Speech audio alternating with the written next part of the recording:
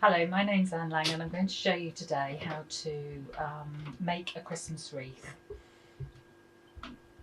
using an Oasis base, which I've already soaked. So you need to give it a good sort of soaking for about 10 minutes and then tilt it up on the draining board to drain away the excess water.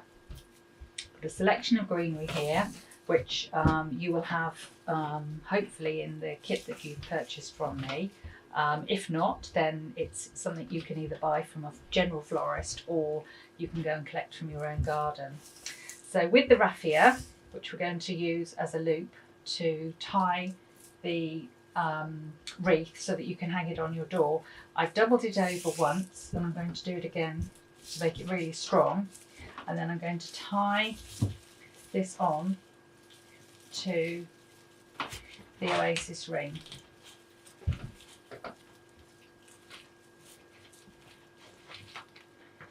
Do a double knot and then you'll be able to loop what's left over onto the hook that you're hanging it on your door. So position that at the top and then we start adding our greenery. So the first foliage that I'm going to use is blue spruce. So generally the pieces are quite chunky and big and there's lots of foliage on there that you can cut off. So you need to be relatively careful when you're cutting so that you've got enough of a stem like this piece here to strip down to go into your Oasis. So I'll just do a few pieces just to show you first of all. If you have a little pot by the side of you, you can then put all the excess bits of greenery in there so that you don't get in too much of a mess. So I've cleaned off about an inch or so of the needles on the greenery, and then you need to start going around your outer edge and poking it into the Oasis as firmly as you can. Okay, and just position the ones on the outer side with slightly tilted so that they don't, so that when you actually stand your wreath up once it's made, the foliage isn't sort of leaning towards the front, it's sort of spread out slightly more.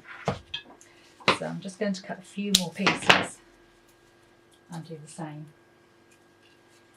So again, just a little bit further along around the outer edge and tilt it as you go around.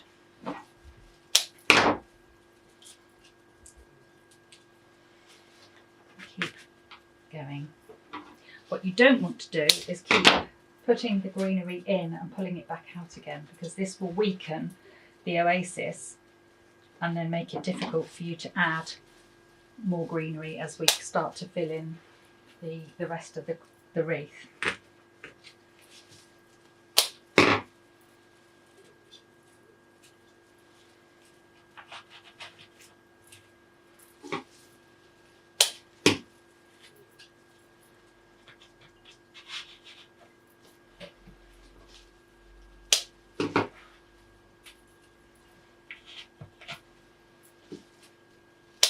Try and use as much of the greenery as you possibly can.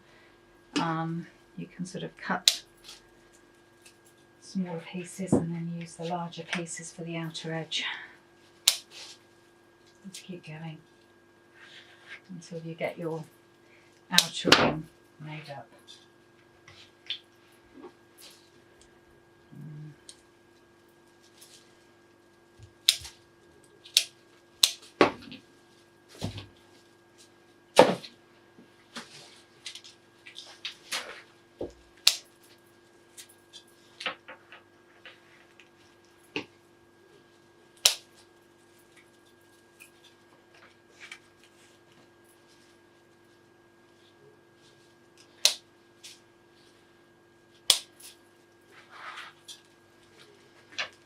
There we go. So putting the last piece in on the outer edge, you'll see that I've nicely shaped the base of your wreath, and now you can start infilling. Now with some of the smaller pieces of greenery, you can just do the same process of stripping the stems, but put those in the centre. I had a few that I cut off earlier on, and sort of just randomly place them on the inner edge of the wreath. And that will just give you a nice tidy inner edge to your wreath. Whoops, broke.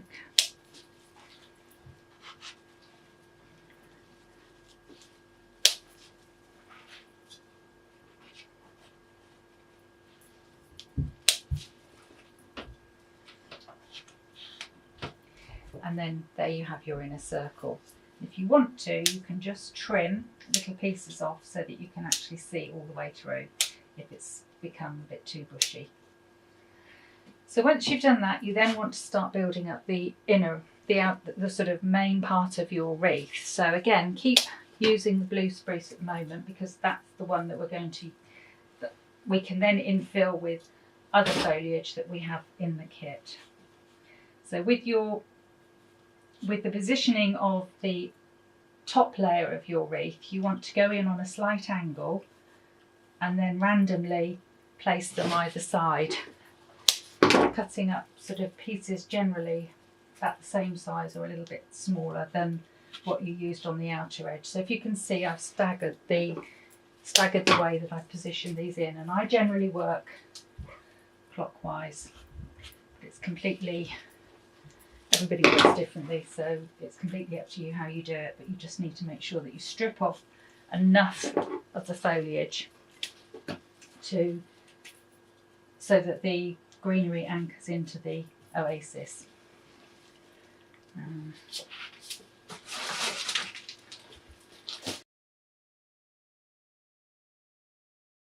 we keep going around the wreath, adding all the bits of greenery. And remember to strip off enough to anchor into the oasis. So be as economical with the greenery as you can. And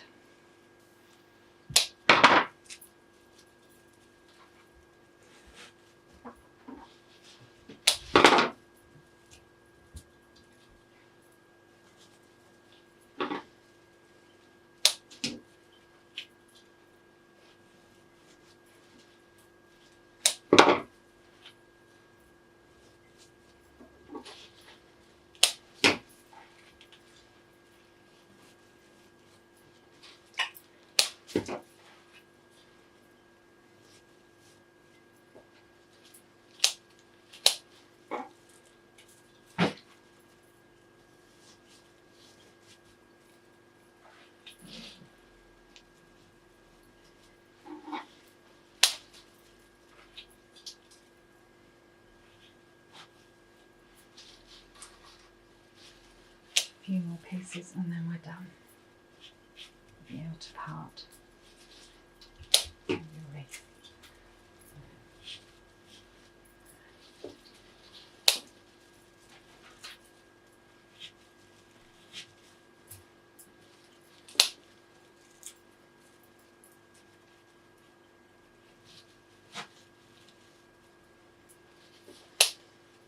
Piece.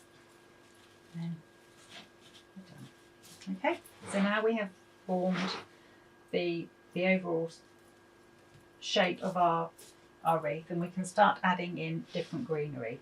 So I've got this lovely conifer, which I'm just going to cut smaller pieces of, and maybe not all small pieces, and then just start adding bits of greenery randomly throughout your wreath.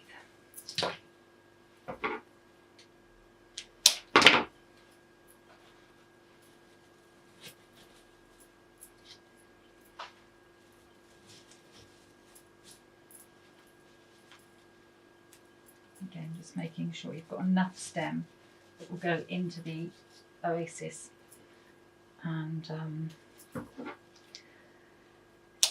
hold the greenery in place. As you can see, I'm still staggering it very much as I did the blue spruce. You want to keep the central area where your bow is going. Actually, that's something I should have mentioned.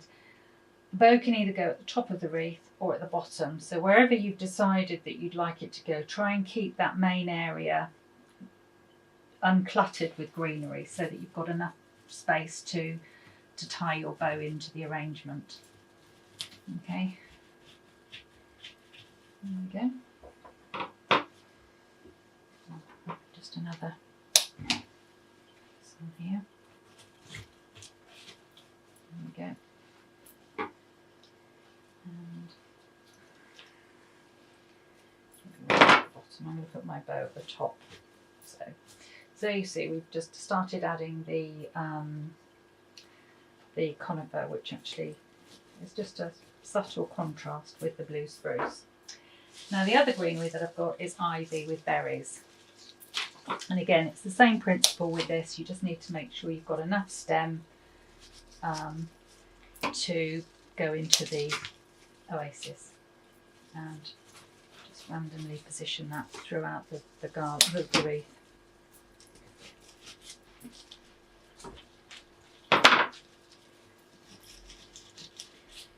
You need to make sure that you push the greenery in quite well, so that you want to feel that it's not just gone into the oasis, that it's sort of been packed right through to the oasis, almost to the base. You'll be able to feel it as you push the greenery in.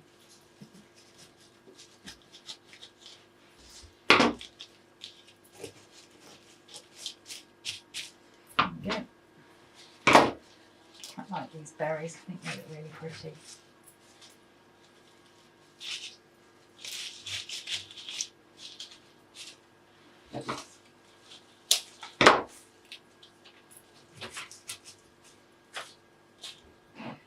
Okay, so the next foliage I'm going to add is box. All of these foliages are really strong and last really well throughout the festive season, really. So if you're making your wreath up sort of from the end of November, beginning of December, apart from watering it occasionally, it should be absolutely fine.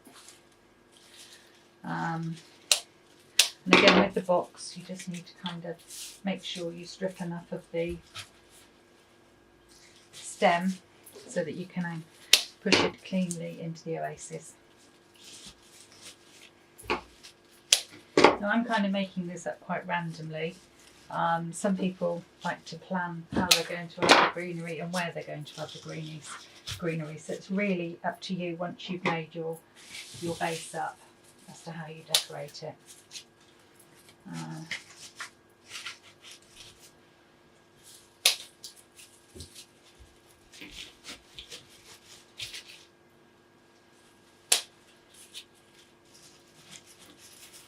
Okay, so I'm not going to add any more box at this stage.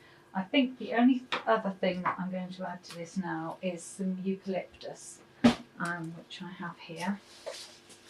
You only need a few stems of eucalyptus, but it does give a really pretty, nice scent, and actually it's really pretty in amongst the foliage. It's about adding different textures really and making your wreath a little bit more interesting. It might be that you've got some really lovely foliage in your own garden that you'd like to add, which just makes it slightly more personal to you, really.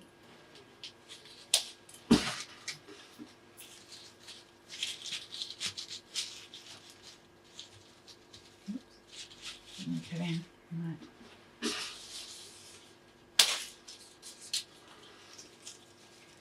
Let's put some odd bits into the inner ring of the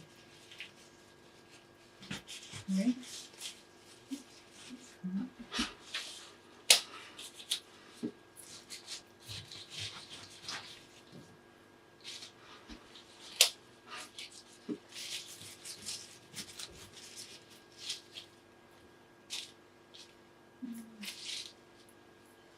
You might put the odd piece in and not be sure that it's necessarily in the right place.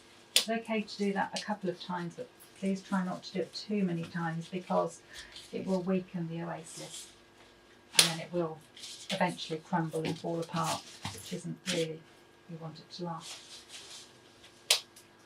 over That's a bit too chunky, so I'm going to put a slightly piece in. So you can see that I've added and built up the wreath, adding the eucalyptus as well. So now I'm going to add some cones to my wreath. So just making sure that I've still got this centred at the top and it hasn't moved. Yep, there. I've got some long wires, just green florist wire, and my wreath, my cone. And what you want to do is sort of basically position the, have a little bit of wire either side of the, place the cone in the centre of the wire and wrap it round the lower part of your cone.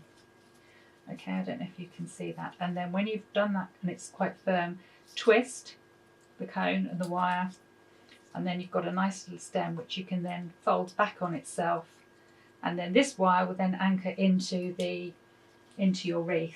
So I'm just going to put mine in there.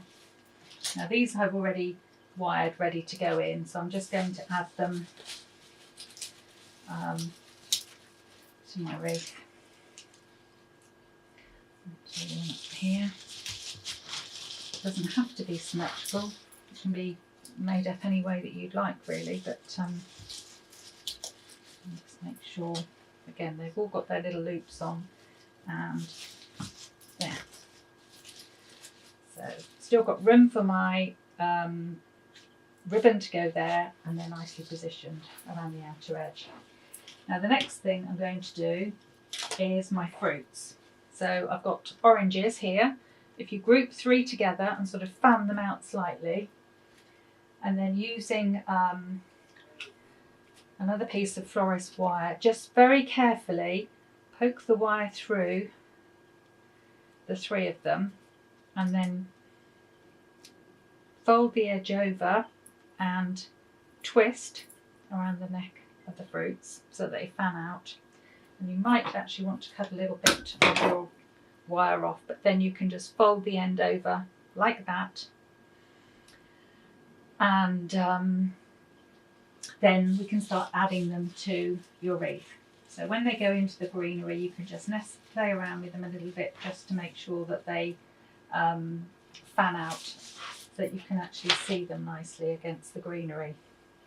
Now these ones I've already done, so I'm just going to carry on and add them in. You can see it gives a really nice contrast with the greenery.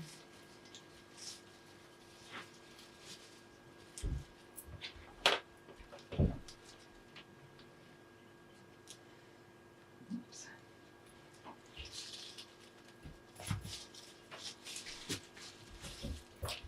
So new one up here.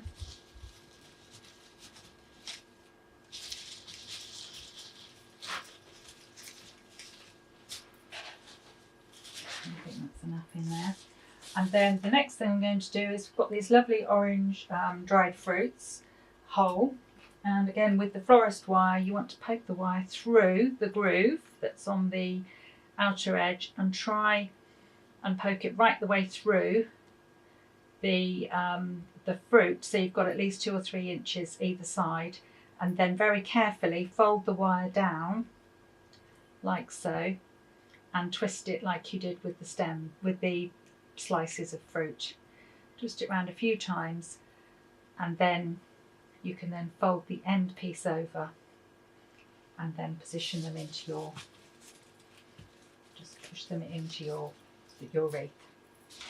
So I've already done these ones, I did them earlier. And then to add 3 into my wreath. Oops.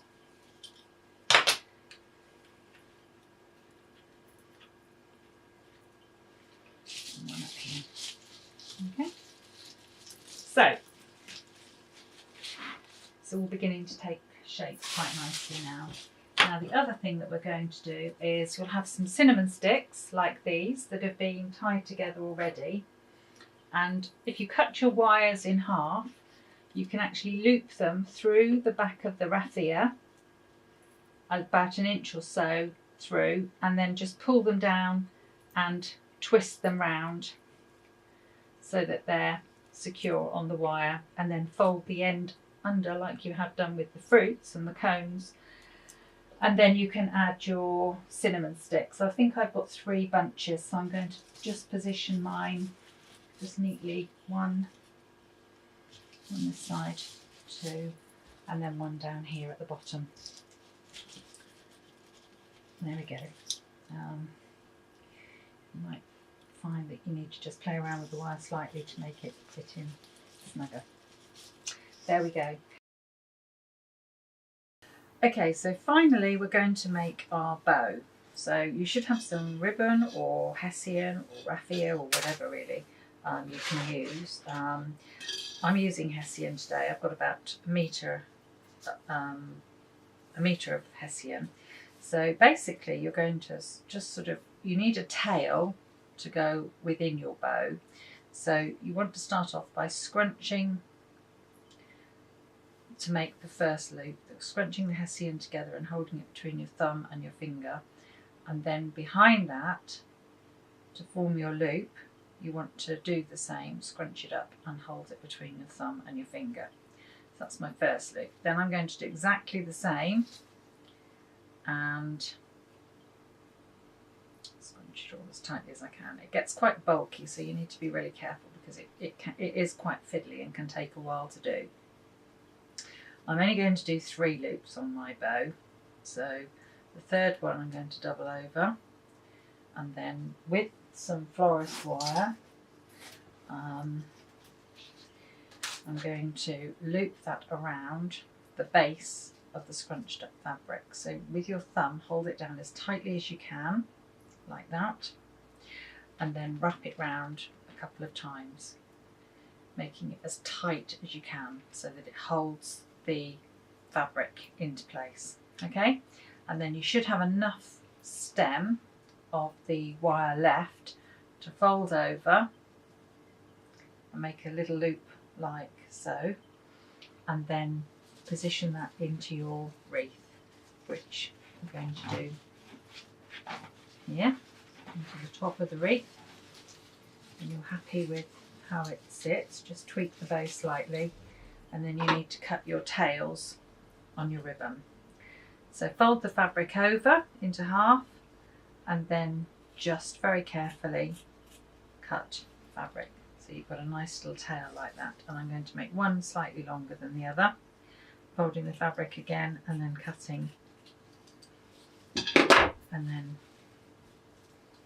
position it within your bow. So there we have the final